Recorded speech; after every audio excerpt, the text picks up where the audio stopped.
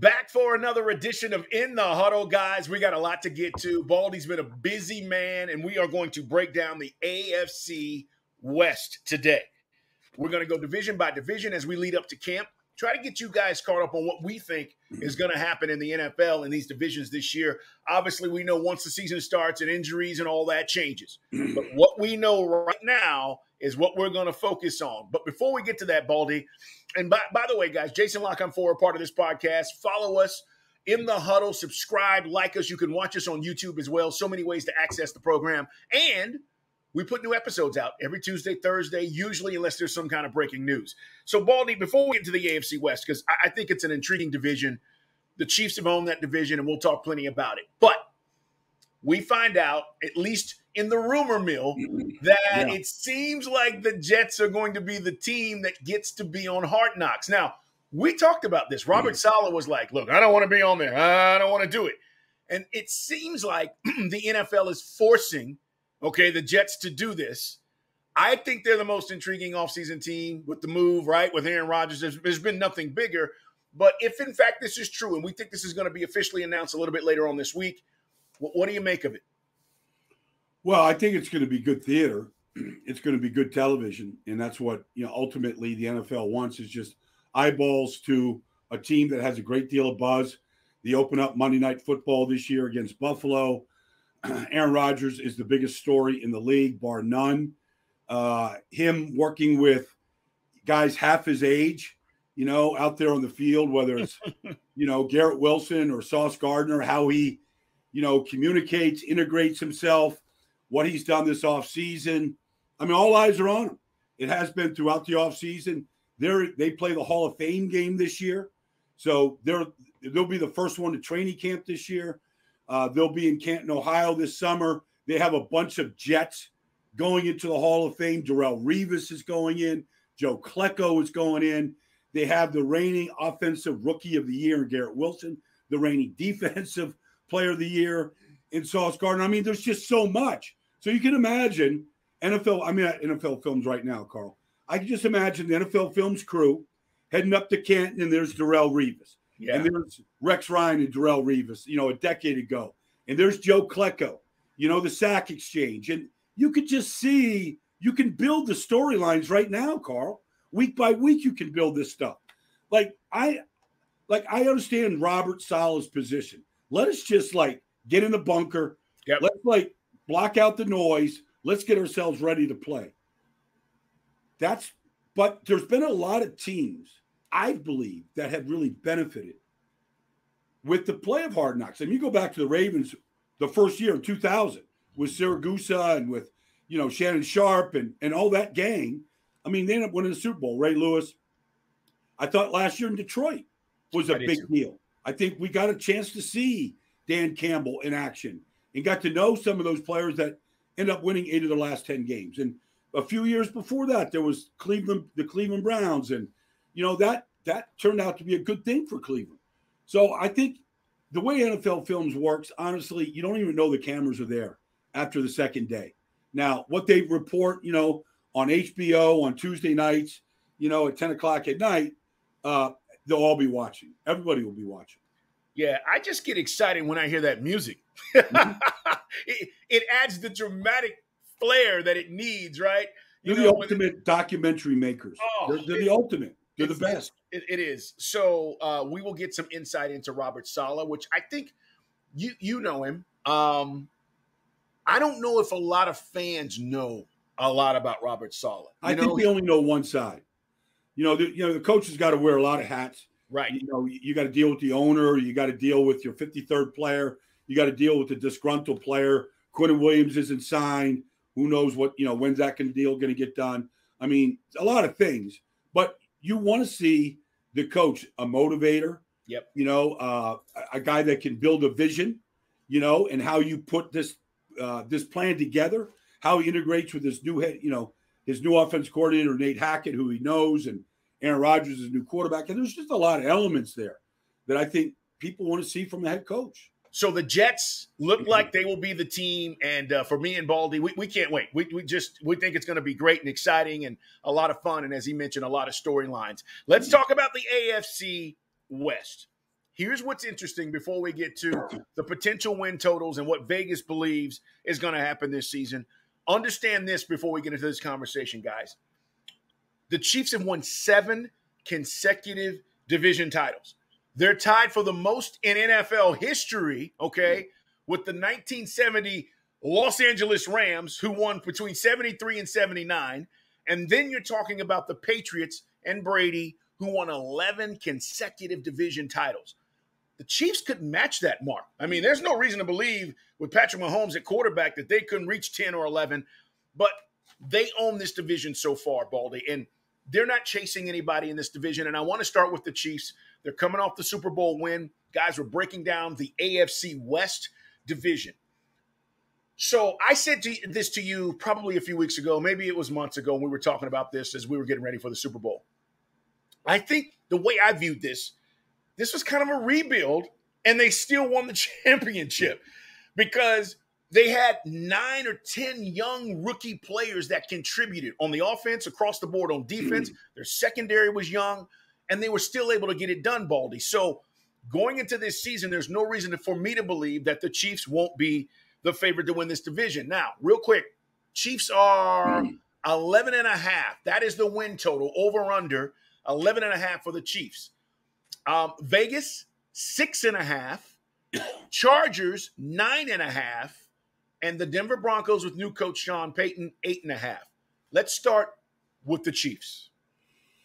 Well, I mean, you could just go on and on and on about Patrick Mahomes. He's out there in Kona, Hawaii with the Mahomey Foundation, raising money. I mean, the guy doesn't make a mistake, on or off the field. I mean, he's the face of this entire league right now. And we're putting him up there already after 6 years against the greats. I mean, all he's done is win every division that he's been in. The Denver Broncos have never beaten Patrick Mahomes, ever. Okay? His first start was against Denver. Von Miller and company couldn't beat him.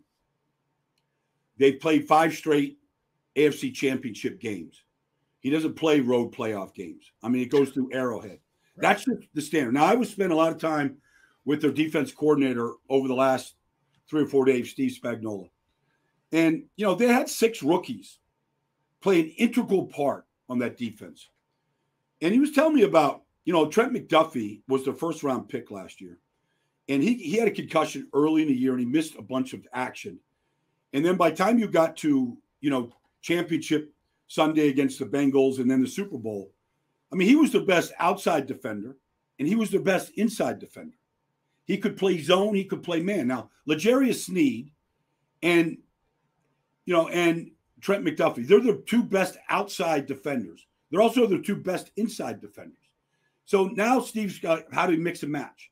So there's Trent McDuffie, first play of the game. You know, they're trying to get the ball to, you know, against Cincinnati, trying to get the ball to Jamar Chase, and there's McDuffie. Like, he's everywhere. He just has this unbelievable instinct.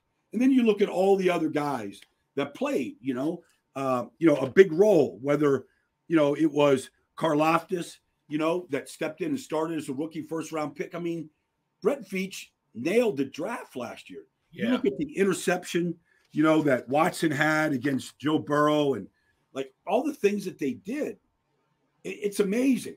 And so when you look at the offense, you go, okay, they had to replace 2 offensive tackles, Orlando Brown Jr. and Andrew Wiley.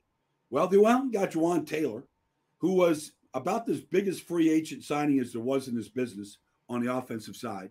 He's going to play right tackle. They went and got Donovan Smith from Tampa. He's played a lot of games in this league. People can debate what level Donovan Smith is. He was trying to protect Tom Brady the last 3 years. He's not going anywhere, but Mahomes is. Mahomes knows how to get out of danger if your left tackle gets beat. I think they're going to be just fine up front. Creed Humphrey, Trey Smith, these guys are inseparable. Like, they walk to every meeting together. I'll see them in Dallas at the offensive line masterminds. And then you just start looking at the talent around Mahomes. And it just starts with the tight end. You know, they seem to be inseparable. You know, whether, you know, it's Kelsey and Mahomes. And so all the other pieces around it, Sky Moore, like, you just go through all the list of different guys.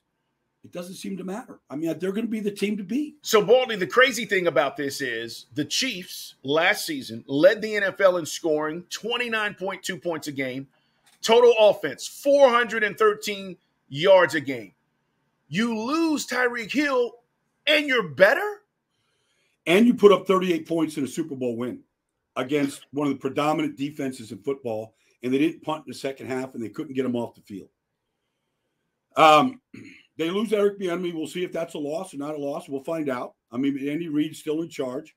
It's the next man up. Andy Reid's got so many coaches under his tree, you lose track of them, whether it's coordinators or head coaches. It's just an amazing, it's system, it's culture, all these different things. But there's a standard there, and everybody understands what that standard is. And Andy Reid has evolved. I've known Andy since day one in this league. I was at his opening press conference in Philly in 1999. Like he has evolved. When he got T.O. in Philly, the offense changed. Yep. I remember doing show after show for the NFL Network all off season last year after Tyreek Hill was traded. And the Chiefs' standard line was, we have a chance to improve this team. We're going to lose a great player, but we have a chance to build this team better. And that's what they did. They were better on defense. They were better taking the ball away. They spread the ball around a little bit more. The young guys got involved, eventually, whether it was Kadarius Toney or Sky Moore, they got involved. They're adding new pieces this year. Rashee Rice was their second-round pick at SMU. He was working out with Patrick Mahomes in Dallas before he was even drafted by Kansas City. So, you just feel like the system is in such good hands with everybody around the league's best player in Patrick Mahomes. Let's talk about the next team that, at least according to Vegas, has the best odds to win this division. It's Carl Dukes, Brian Baldinger in the Huddle. Jason Lock-On 4 are part of this podcast as well. They have the Chargers at 9.5 wins. And it starts for me with Justin Herbert. Total believer, Baldy. Kid can play. And I seen the kid basically, win with Austin Eckler and nobody else at wide receiver because injuries decimated this team last year. But here's the kicker for me. He's got, a new offensive coordinator in Kellen Moore. Tell me what you think that's going to look like and how that may help a guy like Justin Herbert. He's also next in line to get paid. We've got Burrow and Herbert, guys. When you talk about the next quarterbacks in line that are going to get those big fat checks, those two guys are going to get them. Don't know when that happens. It'll play itself out. But let's talk about the Chargers, Baldy, because they, to me, are an intriguing team if they're healthy. Well, two things last year, regardless of the health of, whether it was Keenan Allen or Mike Williams. I mean, the guys that all got hurt last year. They couldn't run the ball at all last year. I mean, they were horrible. And they couldn't tackle to save their lives last. They were terrible. I mean, I don't care if it was, Nick Chubb. I mean, they were all running for long touchdowns against this defense. So you kind of start there and you go, okay, they lost Rashawn Slater like the first week of the season, first or second week. I mean, he was a Pro Bowl left tackle as a rookie. So they've kind of restructured the offensive line. They moved Zion Johnston to left guard next to Rashawn. Jamari Sawyer, who played really well at left tackle, goes to right guard. Like, if they can run the ball better, and then you add Quentin Johnston, at a TCU in the first round with the wide receiving core. I mean, if they can run the ball better, they're going to be a better team, period. I mean, they're going to be able to control the ball better. They're going to win close games. They actually play Kansas City really well year in, year out. So that's that side of the ball. On the other side of the ball, they lost Joey Bosa early in the season. He missed at least 11 games with that, abdomen injury. They lost J.C. Jackson for basically the year. He basically didn't play last year. I mean, they had, there was a lot of factors. But if they could keep that side of the ball together, they should be a better all-around team. Now, to your first question, Kellen Moore, what difference did he make? Well, we saw like a real balanced attack in Dallas. We saw a real ability to protect the quarterback. We know that not a guy, like what they have at quarterback. You've got to take your shots down the field. They're going to be a deep ball passing team. You have to, because he's just that good. Anybody that's watched Justin Herbert warm up, been out to practice to watch him, I mean, you're just mesmerized by the ability. Yeah, the cannon, man. He's thrown for 14,000 yards through his first 3 seasons. That's the most passing yards in the first 3 seasons in NFL history. And then he's second with the most passing touchdowns with 94. And we just talked about he hadn't played with the full wide receiving core. At least last year he didn't, and he was still able to do what he did. So the Chargers defensively, let me ask you this. Where are they, if Bosa's healthy, in the pecking order of defenses? Baldy, I've got Eagles, 49ers, 49ers, Eagles. But I think when they're healthy, the Chargers are right there. I think that's a top 5 defense when they got all their guys. Well, they got to tackle better. I mean, they were just so bad last year. And it was everybody. You know, it was Derwin James. Everybody was guilty. Khalil Mack did not light up the screen. But you would hope that, one thing that this AFC West did through the draft was they really addressed pass rushers. The Chiefs drafted Felix Anudike-Uzomah, right? Yes. First-round pick. The Chargers drafted Tuli Tuipulotu, from USC. Tyree Wilson to the Raiders. I mean, everybody said, we've got to bolster our pass rush. Let's go get a guy. Let's get him, let's get Tuipulotu. Let's get him with Khalil Mack. Let's get him with Joey Bosa. Let's start getting him into the mix, learning how to rush the passer, how to set your guys up, how to get and affect Patrick Mahomes ultimately, and that's what everybody's saying, the same thing to Justin Herbert. So it's interesting defensively in that division, how they kind of all addressed the pass rusher in that division through the draft. Kind of countering each other, right? Yeah. Like, I see what you're doing, and I got to go here to make sure that we can – the arms race. Yeah, that we can counter you. Guys, Keenan Allen and Mike Williams, again, I keep getting back to this because they were injured. They may be the second or third best duo as far as pass catchers in the league when you start talking about, what Joe Burrow has with his 2 guys. Or, you look around the league and you say, all right, who are the 2 best? Maybe Waddle and Tyreek Hill in Miami. But when these guys are healthy, Keenan Allen and Mike Williams are the real deal, Baldy. Well, when I was studying Quentin Johnson at a TCU, my comp was Mike Williams. I mean, he was a deep ball, like he was a go ball getter. He was a jump ball king. Yep. Like he was, 50-50 ball. Like he'd come down with them. He was great. He reminded you of Michael Williams. And that's probably where he's going to play to start with. Probably back up Mike Williams. And, if they could get them all on the field together and get the deep ball passing game going, they could get plays, big chunks at a time.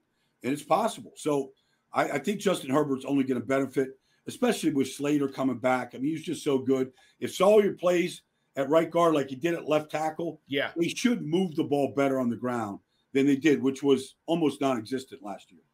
Guys, we're talking about the AFC West. All right, let's talk about the Broncos because they've got a new coach, Russell Wilson, coming off of his worst season as a pro. The offense was abysmal last year. Not to point fingers, Nathaniel Hackett's not there anymore. He's now with the Jets. We don't know if it was Russ or it was Hackett or a little bit of both or guys didn't buy in. Whatever the hell was going on there, Baldy, it didn't look right. So they hired Sean Payton to come in. Vegas has the Broncos at 8.5, okay? 8.5 wins. I'm a little surprised about that, considering the division, and you just talked about how dominant Kansas City has been. The Chargers look to be really good. We'll talk about Vegas in just a minute.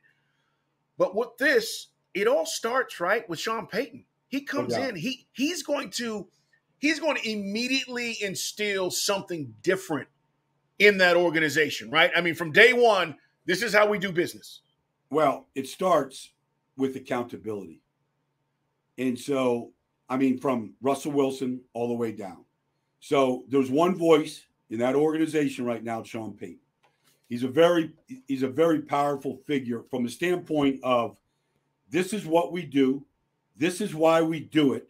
And it's going to, the game planning is going to burn midnight oil throughout the week, getting ready for a game. Now, from everything we had always heard up until last year, Russell Wilson was all in on all that stuff.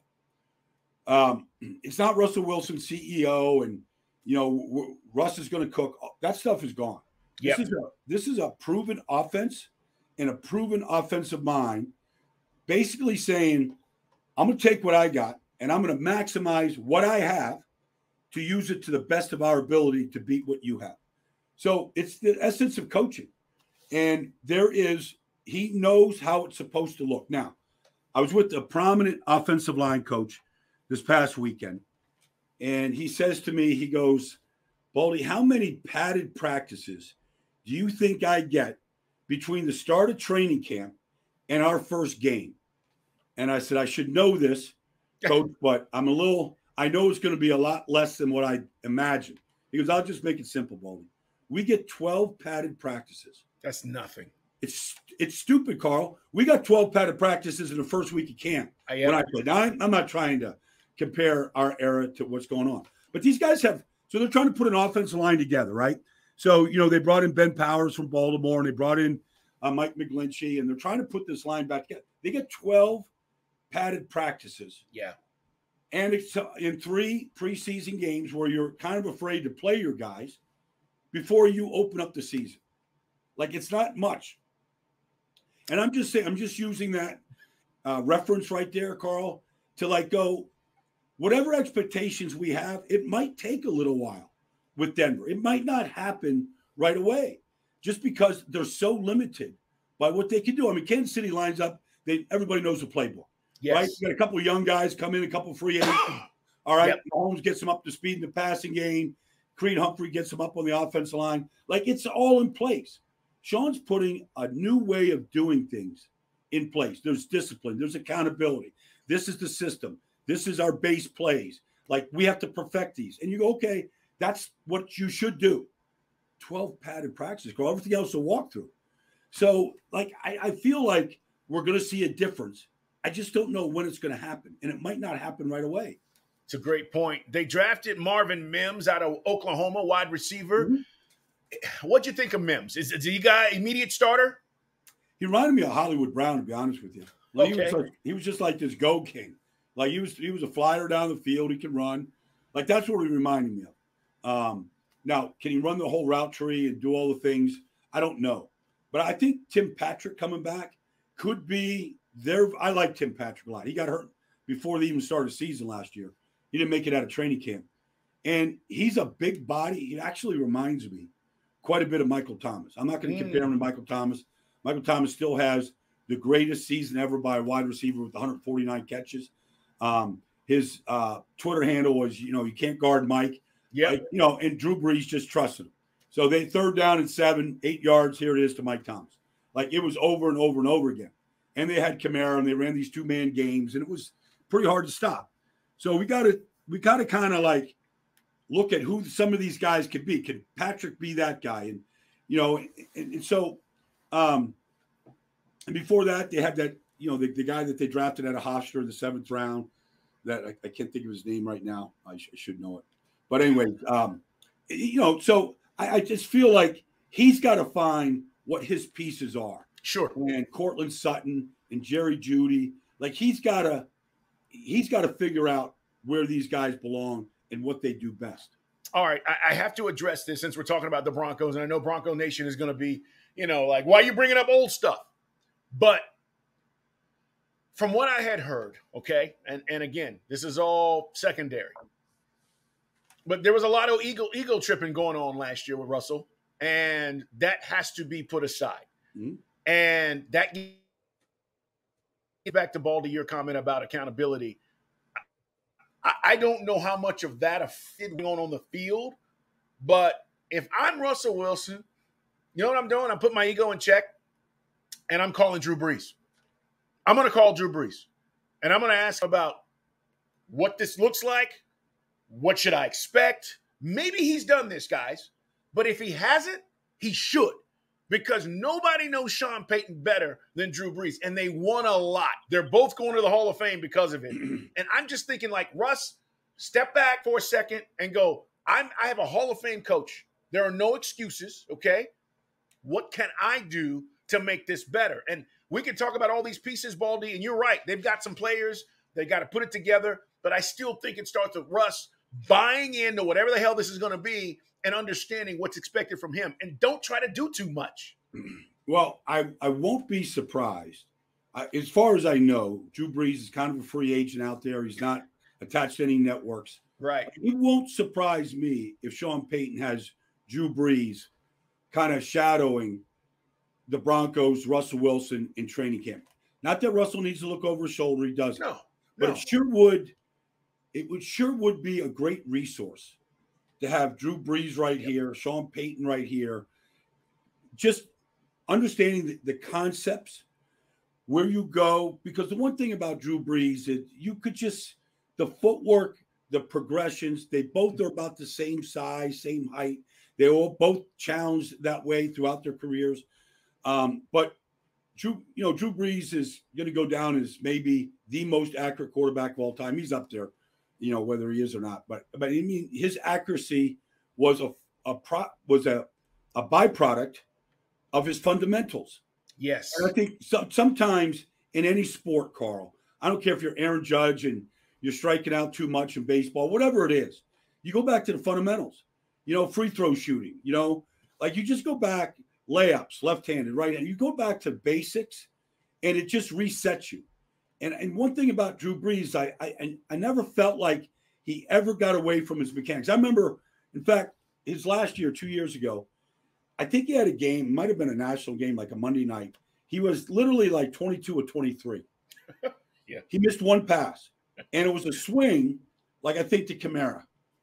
And that play bugged him more than the 22, anything else in the game, because he knows that he didn't set his feet right and he made an overthrow.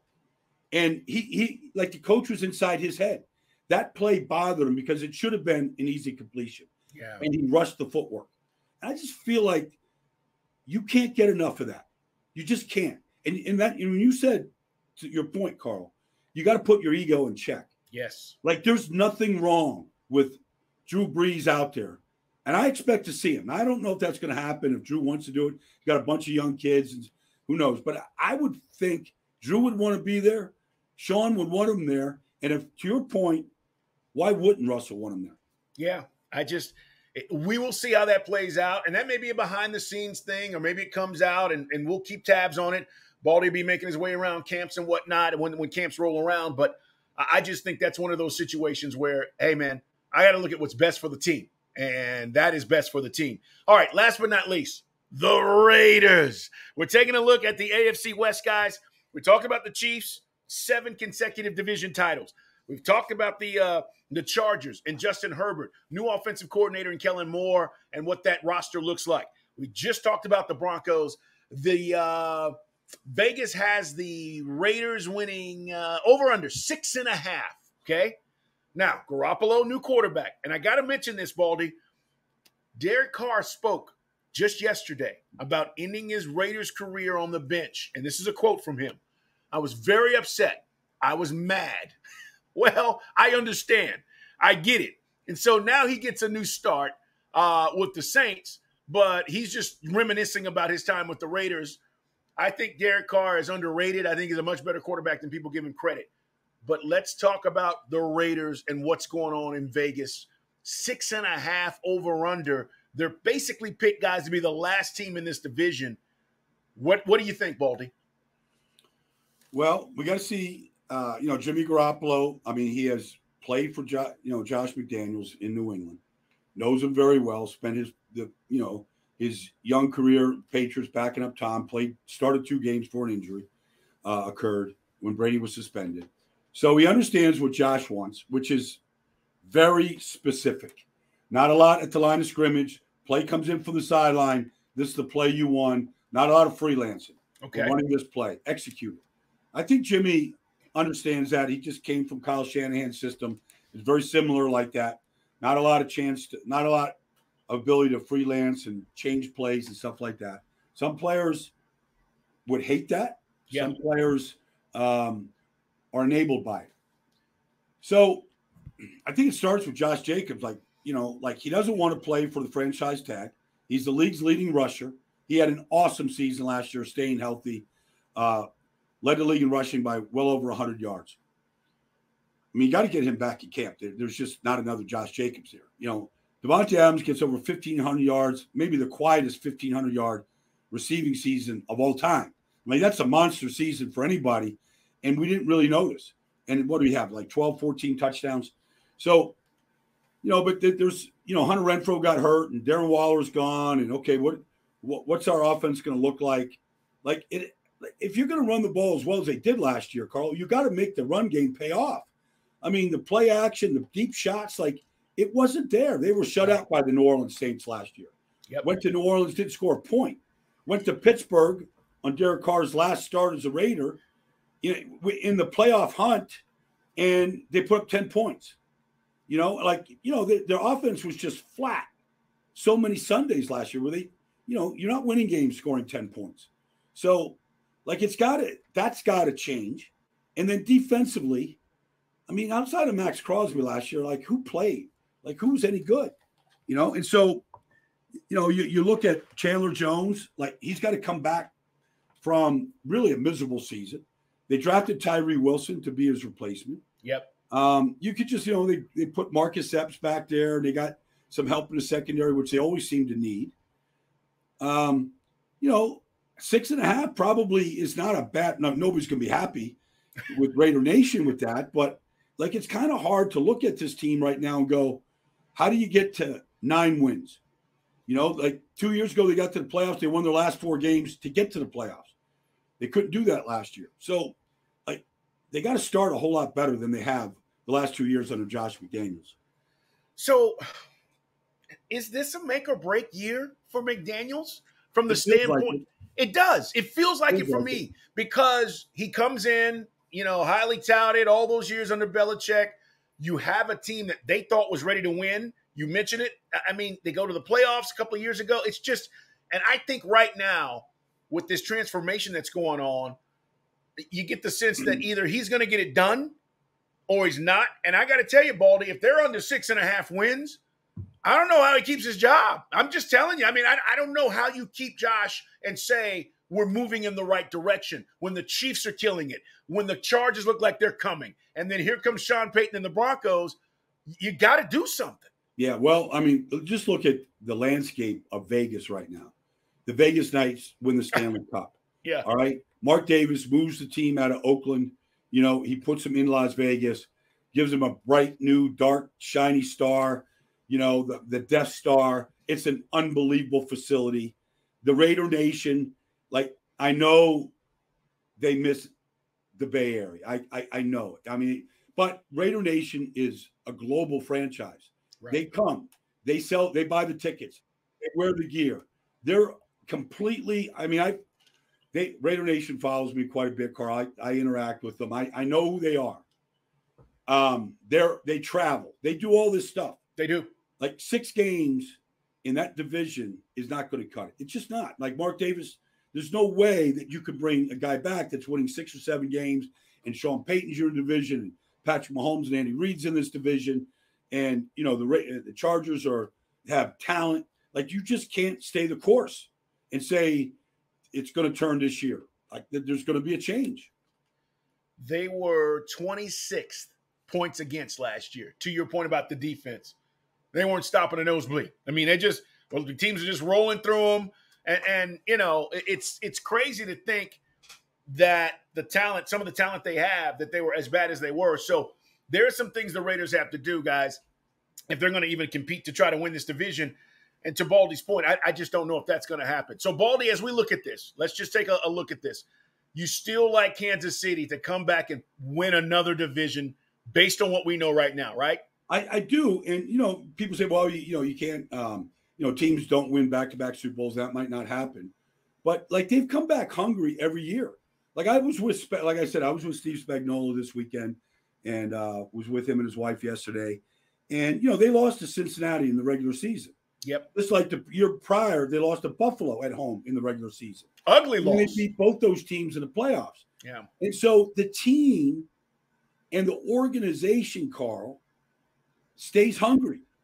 It's not like they're fat cats sitting back, shining their shiny new ring. They're not doing that. They're going to work. And when you get together, it's in Missouri this summer and in some of that heat that they deal with there, St. Joseph's, Andy puts them through the paces. He's not going to let them slide. It's just not going to happen. Baldy, so it's tough too. They're hungry. They stay hungry. and you know this. It's one of the toughest things to do, guys. At the collegiate level, it's hard. Georgia just won back-to-back championships. That's hard to do. You got to go back to the mid-'90s with college football. And then you talk about the repeating thing, Baldy. It's extremely hard in the NFL because of guys changing teams, the coaching staff changes. And then, as you said, to keep that hunger, that is very difficult to do, especially when you've had this kind of success with the Chiefs. I think, me personally, that's the biggest part of what Andy Reid has done. It's easy to win a couple of these division titles and go to the Super Bowl and win, and you go, hey, I'm done. I got mine. What do you want me to do? Andy keeps these guys on the same page, and I think that's the toughest thing to do for any of these coaches. Well, I think it goes back to culture. Like, I just know Patrick Mahomes and Travis Kelce. They actually love practicing. It starts with the love of going out there on the field, the basic. Let's go to practice, and we're practicing because we want to get better. Yeah. Like, they enjoy, like, the camaraderie, the competition, like all those things that should be fundamental to every team, which aren't in a lot of places. Like, they like going out there and padding up and going out there and getting better.